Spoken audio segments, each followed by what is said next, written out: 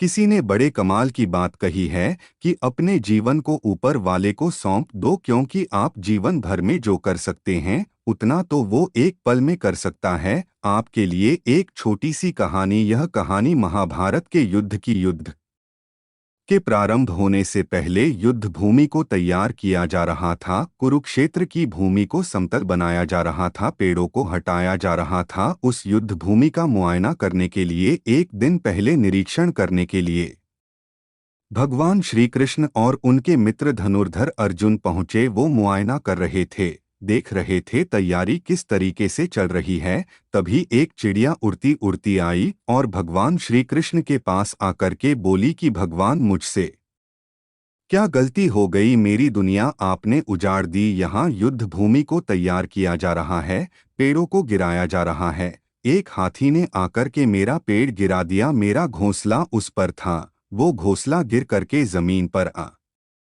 गया। उसमें नन्हे नन्हे बच्चे हैं। हमारी जान बचा लीजिए भगवान, अब सब कुछ आपके हवाले है। भगवान श्री कृष्ण ने कहा कि मैं इसमें क्या कर सकता हूँ, मैं तुम्हारी मदद नहीं कर सकता। यह तो नियति का पहिया है, समय का पहिया घूमता चला जाता है, इसमें मैं क्या कर सकता हूँ बताओ? वो चिड़िया रुआंसी होकर के बोली कि भगवान, मुझे बस एक इजाजत दे दीजिए। भगवान ने कहा कि बोलूं, क्या पूछना है, क्या इजाजत चाहिए? तो उस चिड़िया ने कहा कि भगवान, मैं आप पर विश्वास तो कर सकती हूँ ना। भगवान ने ह भरी। अगले दिन युद्ध शुरू हुआ और युद्ध की शुरुआत से पहले भगवान श्री कृष्ण ने अपने दोस्त अर्जुन से कहा, अपने मित्र से कहा कि मुझे अपना धनुष और एक तीर दे दो, एक बाण दे दो। अर्जुन ने अपना धनुष सौंपने से पहले पूछा कि केशव, आपने तो प्रतिज्ञा ली थी कि आप शस्त्र नहीं उठाएंगे, क्योंकि अर्जुन की भगवान को शस्त्र क्यों उठाना पड़ रहा है? ऐसा क्या हो गया? तो भगवान श्री कृष्ण ने कहा कि उस सामने हाथी देख रहे हो, उस हाथी ने उस चिड़िया का घोंसला गिराया, उस पेड़ को नष्ट कर दिया जिस पर उस चिड़िया का घोंसला था। मुझे कुछ तो करना पड़ेगा। अर्जुन समझ गया, भगवान श्री कृष्ण ने वो धनुष लिया है, एक तीर छोड़ा, लेकिन ये क्या, वो तीर जा करके हाथी को लगा ही नहीं। उसके गले में घंटी लटकी थी, उस पर जाकर के लगा और वो घंटी नीचे जमीन पर गिर गई। अर्जुन हंसने लगा और कहने लगा कि माधव, आपसे नहीं हो पाया, मुझे मौका दीजिए, 1 मिनट, मैं उस हाथी को नष्ट कर दूंगा, खत्म कर दूंगा। भगवान ने कहा कि नहीं, नहीं हो गया, बस इतना काफी था। अर्जुन ने भी ज्यादा सवाल जवाब नहीं किए। 18 दिन तक युद्ध चला और उसके बाद में जब पांडवों की जीत हुई तो एक बार फिर से उस मैदान को साफ किया जा रहा था, क्योंकि काफी युद्ध के बाद में जो नुकसान हुआ था, बहुत सारा सामान गिरा पड़ा था, साफ सफाई चल रही थी। भगवान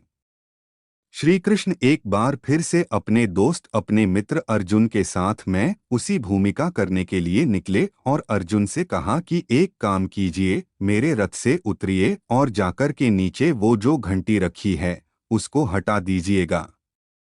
अर्जुन चौंक गया कि हमने युद्ध जीत लिया है, हम इतने महान बन चुके हैं और यह मुझे एक घंटी उठाने के लिए, युद्ध भूमि की साफ सफाई करने के लिए कह रहे हैं। लेकिन जानता था भगवान है, कुछ भी कह सकते हैं। रथ से नीचे उतरा, जा करके उस घंटी को उठाया, साइड किया और जैसे ही उस घंटी को उठाया वैसे ही उसके नीचे से नन्हे नन्हे बच्चे चिड़िया के फड़फड़ाते हुए उड़ान भर ली। उन्होंने उड़ गए। अर्जुन की आंखें नम हो गईं। उस घंटी के नीचे था वो घोंसला उस चिड़िया का जो मदद मांगने आई थी। 18 दिन के युद्ध में वो चिड़िया और उसके बच्चे सुरक्षित रहें, क्योंकि घंटी वहां पर उनका सुरक्षा कवच बनकर आ चुकी थी। चिड़िया ने शुरुआत में सिर्फ ये कहा था कि क्या भगवान, मैं आप पर विश्वास तो कर सकती हो ना? और भगवान ने ह भरी थी। कहानी बहुत छोटी है, लेकिन हमें सिखाती है कि दुनिया में हमारे सामने चाहे जो परिस्थिति आ जाए, एक काम कीजिएगा,